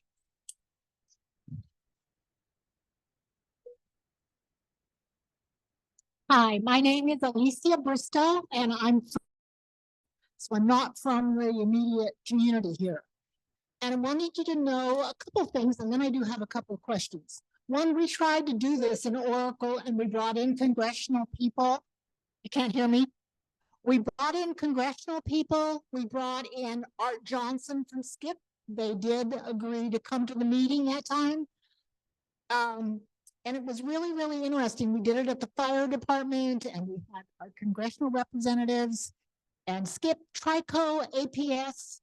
This was about 10 years ago, and we did learn all the process that had failed in Congress before with Senator McCain and everything. But one of the things we learned, which I think is really important for you, is not only is it impacting residents. I talked to our business people, and we are all small mom and pop operation. There is no McDonald's, there's no Arby's, there's no big business. It's all small. And they are being charged horrible rates. One place is being charged, I'm not going to just businesses, $2,300, $10,000. Other businesses that are larger and have maybe 33 accounts with SCIP. So they are not just doing it once like a resident, they're doing it for each account. And they are outrageous. Our businesses are beside themselves. So not only do we have our poor people who are struggling, fixed income people that are struggling, young people, I mean, I think, thank God I have enough to pay my utility bill. I'm very fortunate, but there are not fortunate people. So some of the things we learned as we spearheaded that is I looked at BIA, and I looked at the budget. So I would ask you, have any of you, and I'm sorry the councilwoman left because one question that I want to ask relates to her. But we tried to find within the BIA budget because SCIP kept telling us we do not have the money to make the repairs. And every time the wind blew, the sprinkles started, our power went out. Businesses were losing money, restaurants, they were losing food in their freezers and everything. That's why we held the meetings that we did. So the councilwoman didn't leave yet, so I asked her to come back. Yay. So I looked in the budget. I could not find within the BIA budget in Congress. I could not find SCIP. The other question I had was for the councilwoman. Has SCIP ever used employment as a reason to why they have to continue existing? They told us it was employment for the Native Americans. And I went to one of the workers. I said, how many Native Americans, is that true? Are you supporting with jobs from SCIP? And he said, no, most of us are Mexican. No, that's false because their infrastructure is so bad. Right. When our lights go out and on the res, we have to wait an hour, 2 hours, 3 hours. Sometimes it's like all day. And if we had tribal members working, it would be on. We have the only other thing, lost that. The only other thing that I noticed was that we were having such terrible service. And up north, there are stations, and down by the biosphere, there are stations. And everyone was so unhappy with them. What they did was they found the money and they fixed the station up north. They fixed the station to the biosphere, so it wasn't going out all the time. But Trico sat there, APS sat there, all of them said, talked to us afterwards. They said, there is, let you say, their infrastructure is falling apart. They have not kept it up at all. That's why we were so interested in them telling us they had not enough money. So we said, well, what is your budget? What are you getting from BI? Well, I'll tell you that they've come into some money from the bipartisan infrastructure law just recently. So I'm not sure what they're going to do with those funds, but I know it's going to be, they're using the funds in this area. So you might want to check into that. I believe Cinema was the one that signed that earlier in the year, back in December, I believe. Okay. So they did receive funds. So it's important to look into that to see where those funds, and I know they had used the last one for the Thornton project, I believe. Mm-hmm. So those are things that you might want. That I believe that's on their website, but they did come into more funds. Yeah. And the last thing is, the only thing that got them off the dime was the newspaper people. I sent newspaper articles to Casa Grande, to Phoenix, to Tucson. They did not like their name in the newspaper. And as soon as we told everybody what a terrible job they were doing and publicized everything, they found some money to fix those stations. Thank you. Thank you for clarifying, because I always think of the Apache tribe as part of SCIP. So like I said, we should be making money off of SCIP for using our name, but yeah. Thank you. Okay, thank you guys. I'm leaving now. Okay.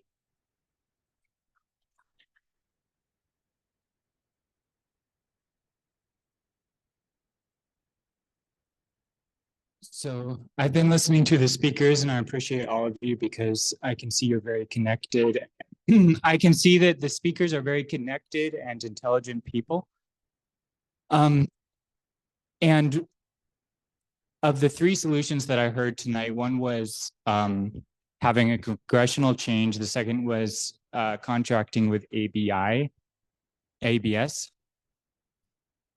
whatever you said. And the third, Teresa Martinez, you discussed a stakeholder meeting. I'm interested to know what what that would look like, and who would be on it, and what SCIP would have to lose if they didn't listen to the stakeholders. So, again, thank you. First of all, your baby is adorable. What I think we need to do, and we were whispering, and Mark can attest to it because he's right there and I'm so loud. I don't know that I whisper.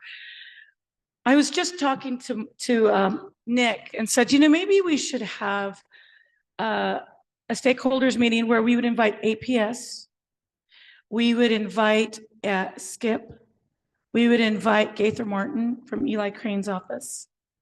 Maybe Penny Pugh, my boss from Congressman Gosar's office. She is definitely a go-getter.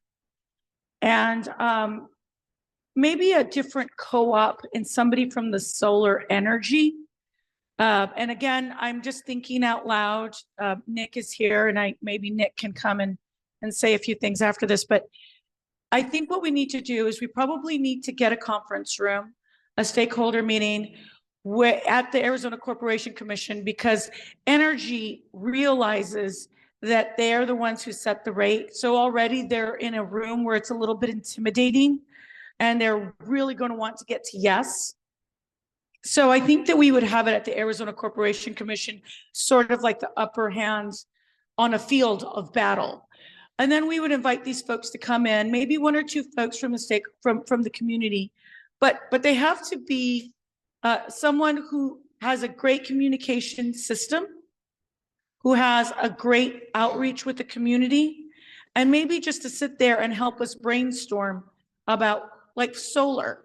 Okay, why can't we do solar? What would happen if Ethan Smith said, you know, I'm just going to go ahead and rent those solar panels and just put them on loan and do like $100 a month or whatever it is, put a couple of solar panels on my place and connect them to some magic spot and then get solar. I mean, how hard would that be? Could a couple of people do it? You know, could maybe a community, a block do it? Cactus Forest is a little spread out, so that's going to be a little more difficult. So could they do a port? Could they do a solar port in the middle of Cactus Forest where people connect, kind of like a spoke in a wheel? You know, here's the solar generation, and then each house is its own spoke. I don't know what that looks like. And then we probably need to talk about what are the needs of the community for this summer, because these are long processes. These are long roads out. But I'm going to tell you, if we don't start today, then two things are going to happen. One, it's never going to get done, and two, you're going to be forced to move. And we don't want that. Nick, did you want to comment on what I just said? And of course, and Gaither Martin, please don't underestimate the power of a congressman. And Congressman Crane is a really good guy. And he really does care very much about the people. Otherwise, he wouldn't do this, because he's rich off a Shark Tank. So he really cares.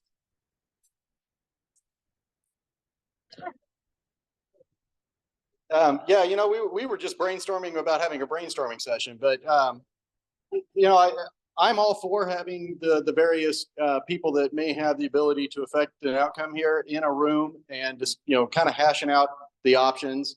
You know, we have a process in place called a workshop at the Corporation Commission, and any commissioner can call that workshop, and it's actually like a public meeting almost, but we can invite anybody we want. All the commissioners are free to join. It's a formal meeting that's recorded and everything, just like a normal open meeting would be. And that's a formal process. I don't know if that would be better in this case. It might be best to start with something that's more, you know, confined and let the people speak freely before they go in front of you guys and, you know, have to say no for whatever reason. But I think that to Representative Martinez's point, there can be a lot of good things when people get in a room and sit down with each other. And this might be a good time to start looking at that option.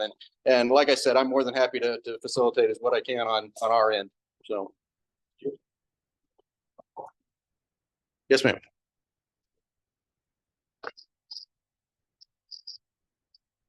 So can everybody hear me okay? Okay. Yeah.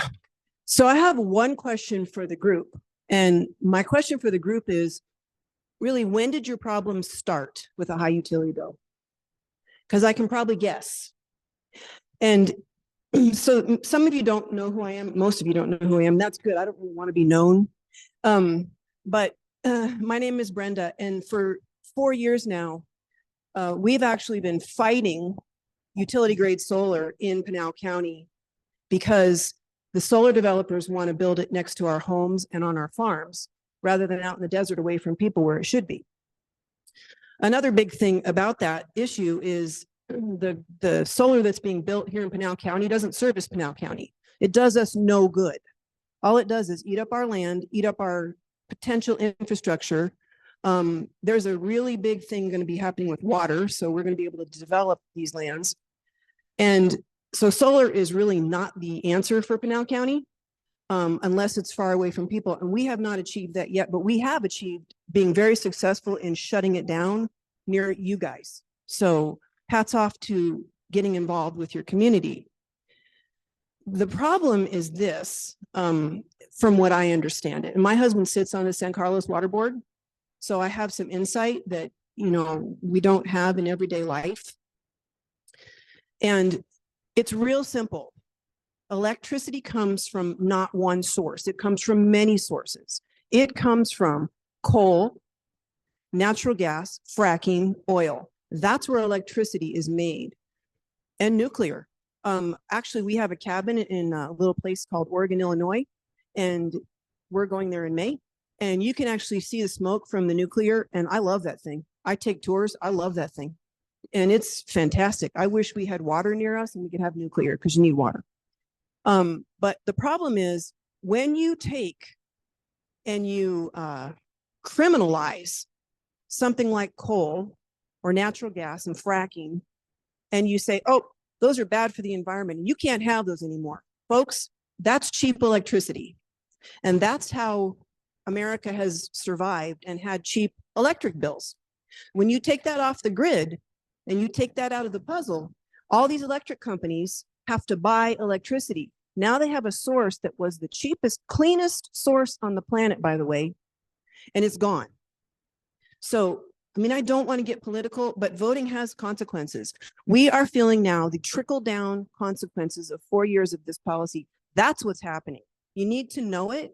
Don't hide from it. You have to face it because that's what's happening.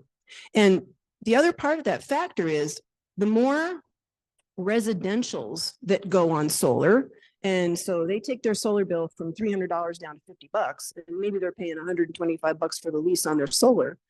That money that was supporting like SCIP for infrastructure and maintenance, that's gone. So now you have thousands and thousands and thousands of people on APS, SRP, SCIP, putting solar on their homes. And what that's doing is that's making electricity for the rest of us that I don't want solar on my homes. I know too much about it. I don't want it anywhere near me, my grandchildren, or future generations. We hired a climatologist to come speak to the city of Coolidge, help them get it shut down. We're working right now with the county of Pinal, helping them understand. In fact, Supervisor Kavanaugh has now finally come on board with solar is bad for the environment. We hired a doctoral in climatology to come prove this to our county, and now they're on board with it. So I'm not a big solar fan. There are three kinds of solar: residential, industrial, and utility grade. You want to put it on your house, that's fine. But what you have to understand is you might be hurting the people that don't have solar because that cost is going to be shared. In fact, I just saw on one of the community pages, gee, thanks APS. I put solar on my house. My utility bill was X. My solar bill was X, but now APS just had an 8% rate increase. So he said, it's like I don't even have solar on my house. Well, that's going to be the case because we're all going to share. So it's almost like we have to go, okay, every house is going to have solar, or we're going to stop the madness and we want coal back. If we had coal back and we had fracking and we had oil, we wouldn't have these problems. We just need those things back. The bad thing is, if you take them offline, it's going to take a while to get them back online. So let's just say we have a change in the administration and coal is no longer an enemy because China is making up. You need to understand this. China is polluting the world so bad right now. They and Russia have taken up the coal god of the world. They are now producing, they're burning so much coal, you can't see across this room in China. And you know why? Because that's where solar panels are made. So the solar panels on your house are made in China. By the way, they're made with forced labor too. but they have to be made in extruded, very high temperatures. It's a very toxic process. It's a dirty, filthy, disgusting process. And China doesn't have an EPA. They don't have an OSHA. They don't care. Russia doesn't have an EPA. They don't have an OSHA. They don't care. We did. We had the coolest plants on the planet. So if you want to fix this, the long-term solution is you got to vote different politicians into office that don't think coal is a nasty enemy. And I'm sorry, I got up here. I'm not afraid to say it. That's the truth.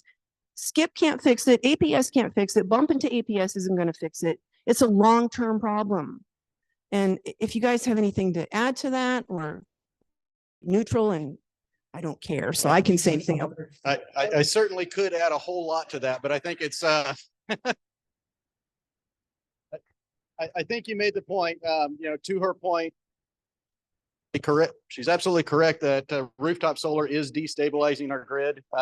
It's a simple fact. I'm not trying to be political about it. It's just the truth.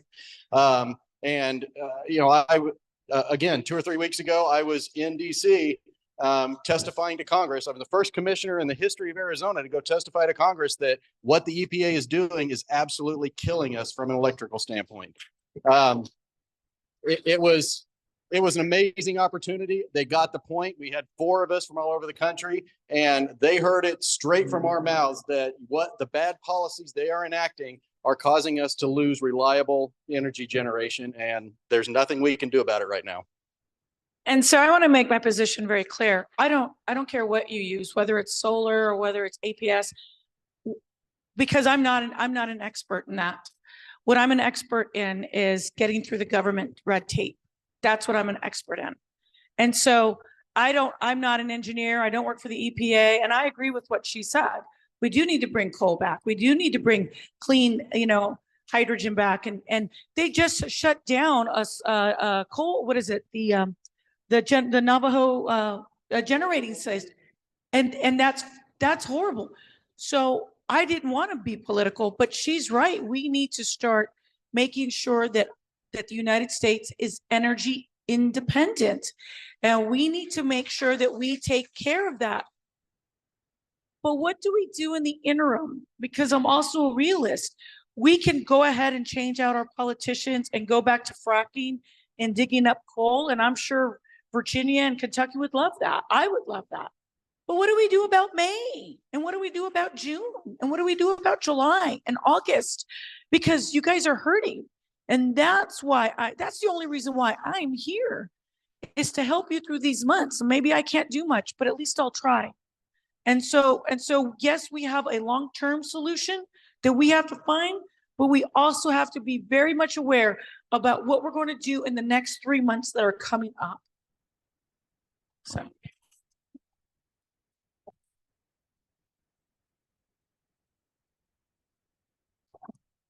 I didn't think I'd have anything to add, but this talk of power plants, I'm an electrician by trade.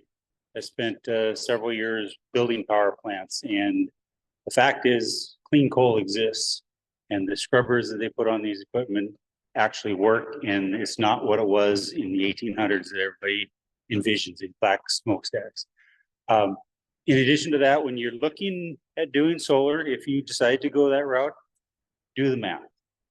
It really takes a long time for return on investment. In other situations, APS and SRP, you can get rebates and you can get solar buyback. As a SCIP customer, you can have solar on your house, but any extra power you produce that goes to the grid is theirs for free. You don't get any money back on that. Batteries help. You charge your batteries during the day, you use them at night. But the return on investment is a long-term return on investment. I've looked at it. I'm in my mid-50s. It'd be 20 plus years before I actually penciled out to zero. So yes, it can help, but unless you're willing to put it all on debt and let that go to your heirs, it's not going to pay off in the short run. So do the math. Make sure it's right for you before you pull the trigger. There's a lot of snake oil salesmen out there. Every place you see an ad is a lead generator for these companies. You're not even talking to the company that's going to be doing the work. You got a guy whose job is to write you a contract, get you under contract right away and then sell that contract to an installer. So do your research, do your penciling, make sure it works out right. Do your research, make sure you got a reputable contractor. But it can help, but it's going to help long term. It's not going to help short term unless you're willing to carry that debt. So It'll also you get rid of the power outages. you can even out your power stream. However, that goes down when the sun goes down, unless you have the batteries. And batteries start at $5,000 and they go up from there. And for the average home, you're going to need 2. And you're going to have to really pay attention. The biggest thing it's going to do to you is like when you're on a diet, you track your food, because you're going to be tracking your power usage, you're going to use less. And there's where you're going to save. Smartest thing to do is go around and unplug everything you don't use on a daily basis.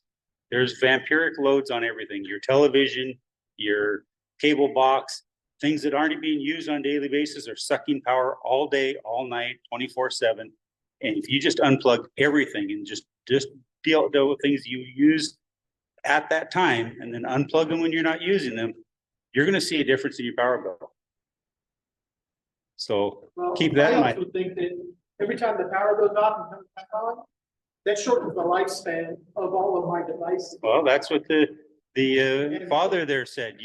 He's not wrong. You know, every piece of equipment you have is designed to run from 110 to 130 volts, right, or 220 to 260.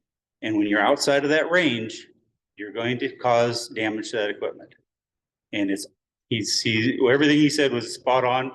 And it's absolutely critical that you have clean power. And if you don't have clean power, they supply clean power. Yeah. I just do. I am fortunate in the neighborhood I'm in, we don't have that problem, but we're probably the exception, not the rule.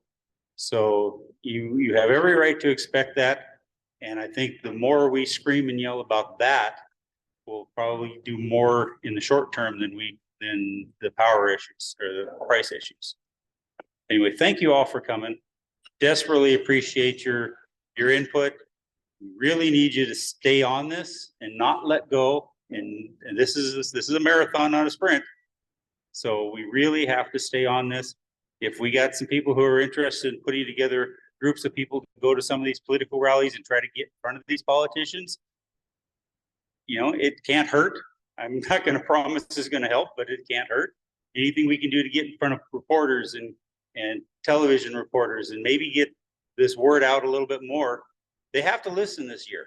This is a year where everybody has to be heard. And we have to make sure that our voice comes out through the cacophony of everyone else's. Thank you again. So we are way far afield from the topic of the night, but since we're on this topic of solar installers and whatnot, I just want to, and this is not me speaking for the commission, this is me speaking personally. There are a lot of predatory practices by these so-called solar salesmen and whatnot. If you're looking at getting solar for your own rooftop, be very careful who comes knocking on your door. I have had an experience, my policy advisor recently had an experience with these solar people that come up, have no idea who we are, and start telling us exactly what we are doing at the commission, and it's total BS. And I know that because I'm the one making the vote. So just be very careful. They will lie through their teeth to get the sale. And I haven't met a good one yet. So be very cautious if you're going to go that route. Yes.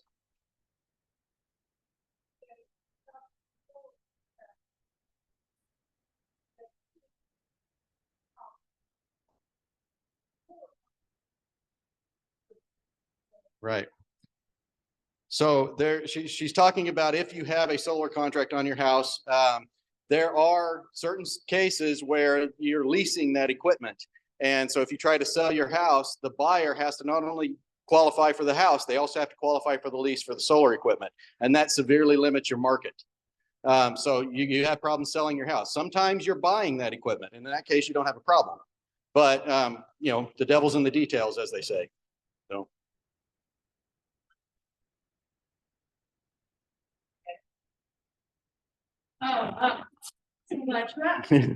Perfect. I'll let you answer. I'm glad you asked. I just got a text message from the APS guy and he sent a link and I sent that to you.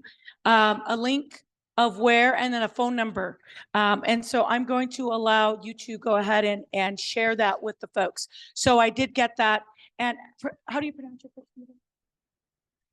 Irene. So I just sent that to Irene, literally just, I don't know, 5 minutes ago. So she'll have that link for you and then a phone number from the APS guy. So that's where you would get that.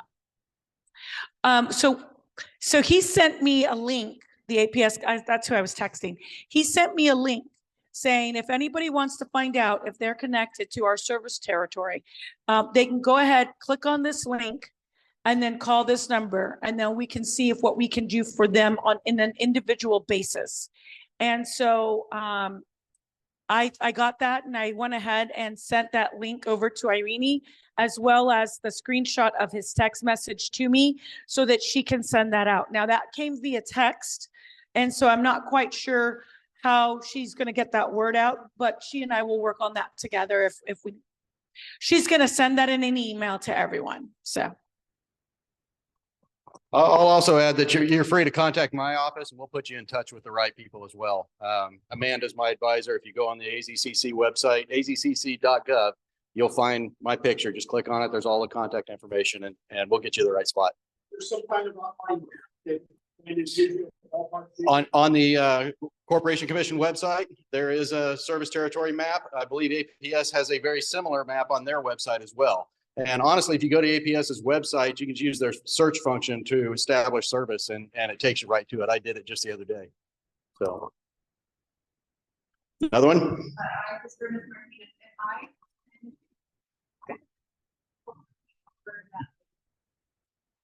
If you send me a text message, I will just go ahead and send you that link. In fact, I had maybe 2 or 3 people already text me and I don't know if they're still here.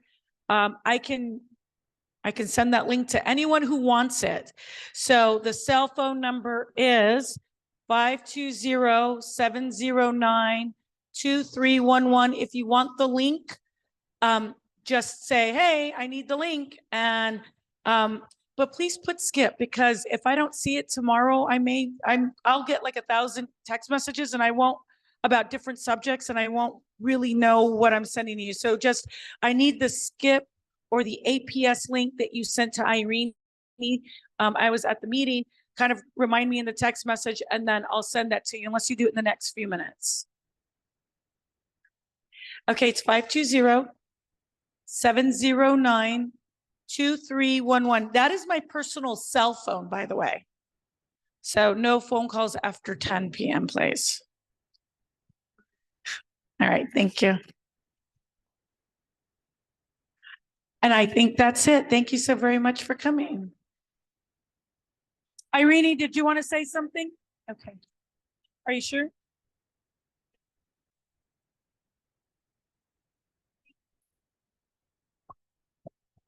Appreciate that.